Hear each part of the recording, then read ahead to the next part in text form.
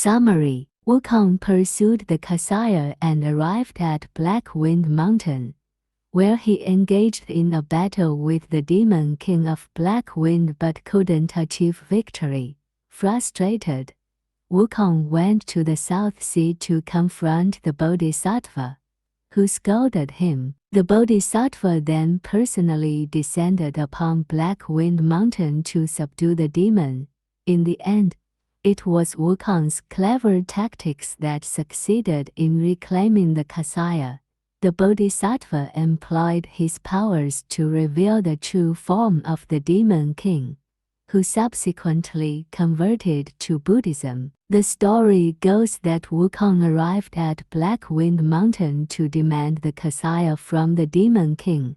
After just a few rounds of battle with Wukong, the demon king realized how formidable Wukong was. The demon king found an opportunity, swiftly turned around, and retreated into the cave, with the little demons promptly closing the big doors. Wukong continued to shout and curse, but the demon king remained behind closed doors, busily writing invitations to various mountain demon kings to attend the Kasaya gathering. Wukong, feeling helpless, had to return to the temple first.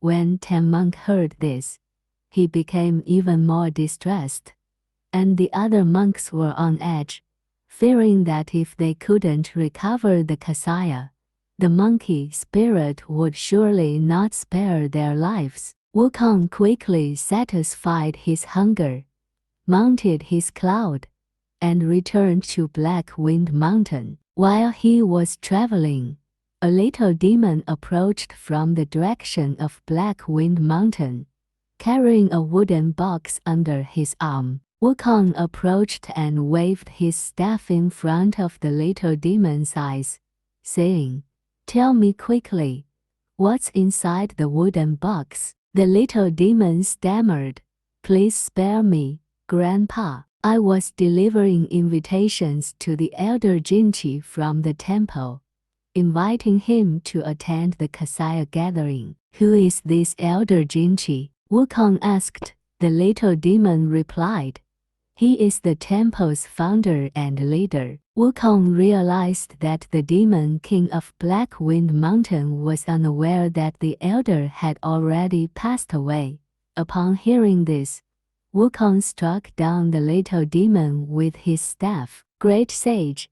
He chanted a spell and transformed himself in the wind. Indeed, he looked exactly like that temple's founder. Wukong swaggered into Black Wind Cave, and the little demon hurriedly reported, "Great King, Elder Jinchi has arrived." The demon king was surprised and thought to himself, "I just sent out the invitations. It's impossible for him to arrive so quickly. Why has he come without seeing the invitation? Could it be that some Wukong sent him to reclaim the Kasaya?" The demon king pondered for a moment and then instructed his steward, "Hide the Kasaya first. Don't let the elder see it." As Sun Wukong entered the cave, he saw a couplet hanging above the second gate. Hidden deep in the mountains, free from worldly worries, dwelling in this secluded cave, enjoying true celestial bliss. The words were meant to convey the peaceful and serene atmosphere of the place. Inside the third gate, the demon king came down to welcome him. He was dressed in a black robe, covered with a black cloak, wore a black hat, and had on black boots. After drinking 2 cups of tea, Wukong spoke up and asked, "I've heard about a gathering for Buddhist robes, and these robes are rare treasures. Would you, dear king, allow this humble monk to have a look at them?" The demon king feigned ignorance and replied, "My old friend, you must be mistaken. The robe belongs to Tan Sanzan, and he's staying with you. Why would he come here to see it?" Wukong chuckled and said, I borrowed it for the night, but I'm not sure when your good fortune led you to possess it, great king." The demon king was about to speak when a little demon rushed in, pointing at Wukong and exclaiming, "Great king, we have trouble." The messenger who delivered the invitation was killed by some Wukong on the way, and this elder here is his transformation. With a whoosh, both the demon king and Wukong leaped up, and at that moment, Wukong revealed his true form. This fierce battle raged on, starting inside the cave, spilling out of the cave entrance, then moving up to the mountaintop, and eventually soaring into the clouds. It was a spectacular clash with smoke, wind, flying sand, and rolling rocks. As the red sun descended in the west, the demon king said, "Son of a monkey, let's pause for now. Let's each go back and have dinner, and we'll settle this with a final battle tomorrow morning." Wukong angrily retorted, "You turtle's offspring. You think about eating while we're fighting. I'll keep on fighting." He continued to attack indiscriminately. The demon king took advantage of a momentary gap and transformed into a gentle breeze, disappearing back into his cave in the blink of an eye. Frustrated, Sun Wukong paced back and forth outside the cave, his anger billowing like smoke from his 7 apertures. But he could do nothing to change the situation. With nowhere to vent his anger, Sun Wukong muttered, "This whole affair is the fault of Guanyin Bodhisattva. She established this monastery and allowed demons to interact with the people inside. I need to have a word with her." He immediately hopped onto his somersault cloud and in no time arrived at Mount Luojia in the South Sea. After his arrival, he announced his presence, and he was guided to the base of the lotus throne. There, he paid his respects to Guanyin Bodhisattva. Bodhisattva Guanyin, seeing Sun Wukong's expression, spoke first. "You audacious, mischievous monkey. You show off treasures, but you didn't help put out the fire. You burned down my Yunlai monastery, and now you come here to cause trouble." Sun Wukong was both surprised and afraid. It turned out that Bodhisattva Guanyin could perceive past and future events, and even knew what he was thinking.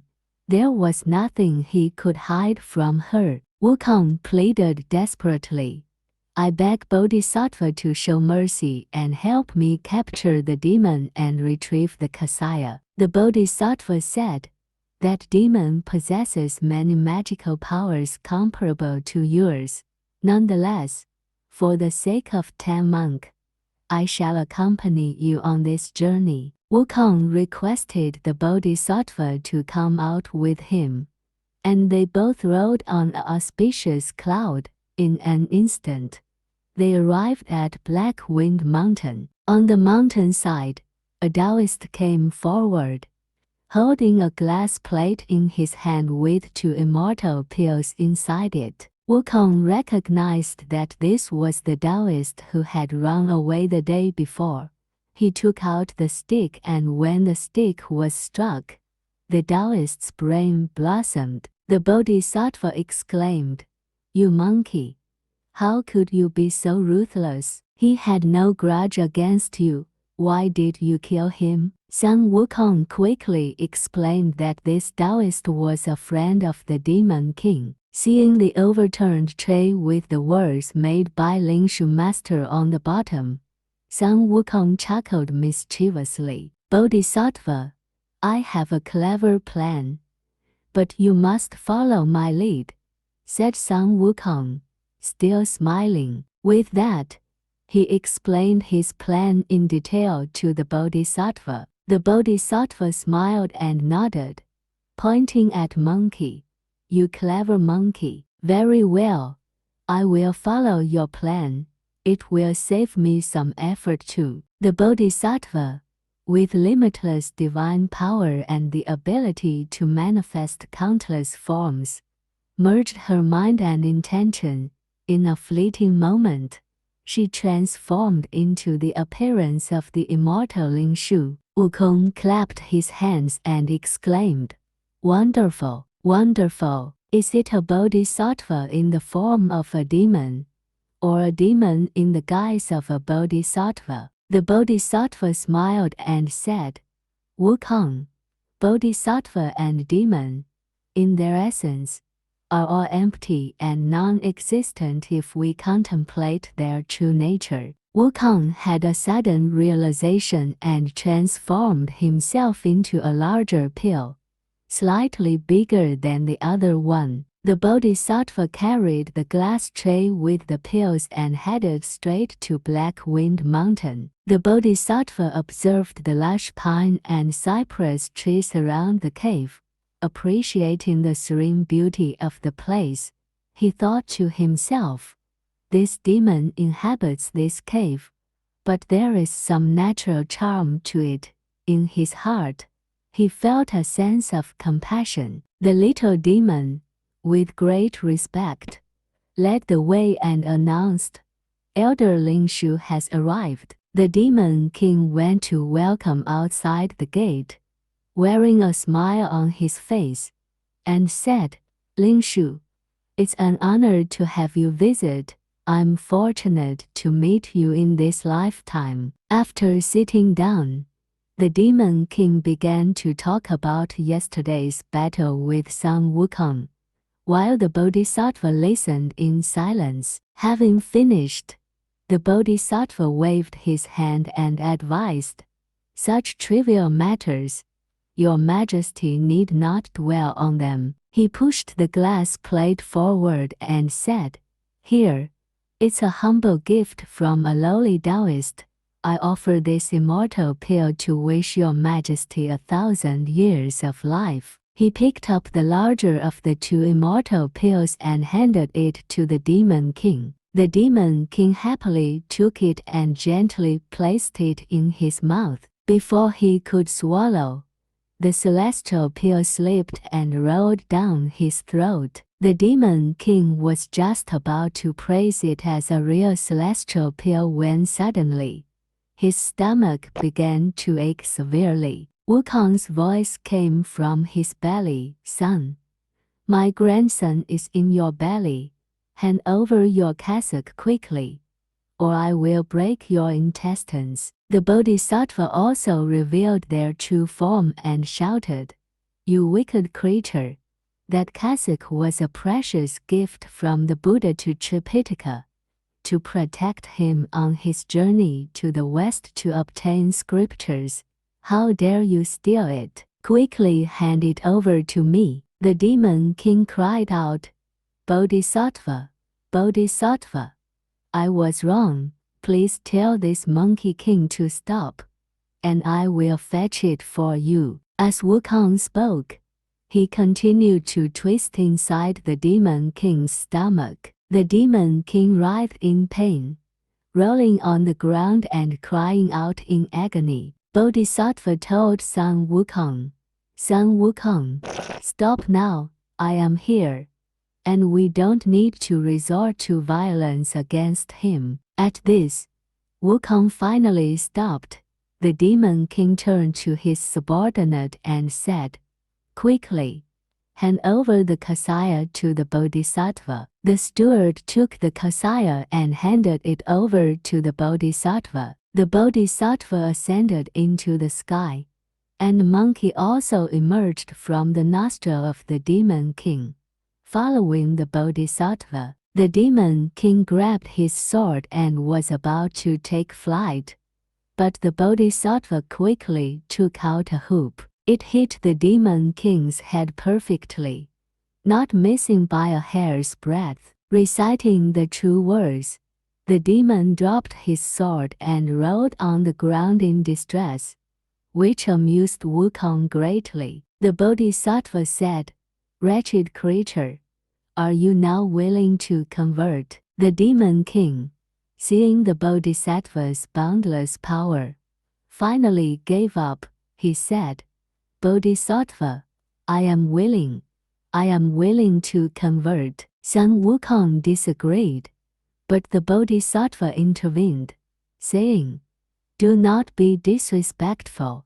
I will take him to become a guardian king of the mountains. The Bodhisattva descended on an auspicious cloud and used magic to reveal the true form of the demon king, which turned out to be a black bear spirit. Wukong, while in midair, scornfully said, Bah!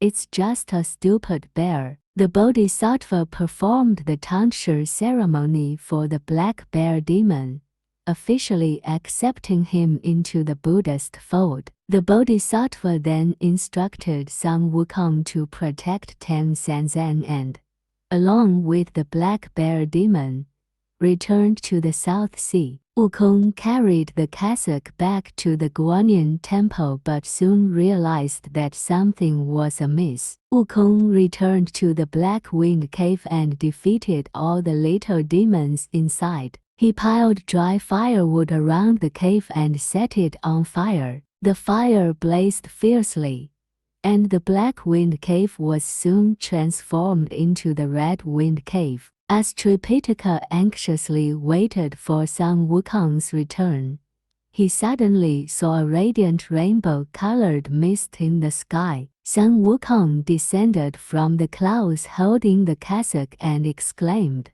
Master, the cassock has returned. Tripitaka was overjoyed. The monks of the Chen monastery also smiled with relief and said, It's all right now. Our lives have been spared. The next morning, the Tang monk and his disciples set off on their journey, and the monks of the monastery respectfully accompanied them for a distance. After traveling for 5 or 7 miles along a desolate road, they saw a village in the distance as evening approached. Tang San said, Disciple, shall we go to that village and ask for a night's stay? Wukong was using his fiery golden eyes to carefully examine the situation. After a while, Wukong said, Master, please proceed. This seems to be a village of good people. At the street corner, they encountered a young man with a white cloth wrapped around his head, wearing a blue jacket, and carrying an umbrella and a bag. He had grass shoes on his feet. Wukong reached out and grabbed the young man, asking, Young lad, I ask you, what place is this? Unfazed, the young man responded indignantly, Are there no other people in my village? Why are you singling me out for questions? With a smile, Wukong replied, Young man, don't be upset. Helping others also helps oneself. Could you please tell me the name of this place? It would ease your trouble, and I might be able to help you too. The young man, in frustration, continued to struggle, saying, Unlucky, unlucky. I can't stand the stuffy atmosphere at home, and now this body comes along with his aura. Furious yet intrigued, Sun Wukong tightly gripped the young man and said, If you have the ability to free yourself from my grasp, I'll let you go. To find out what happens next, please subscribe and follow this channel to receive timely updates for the next episode.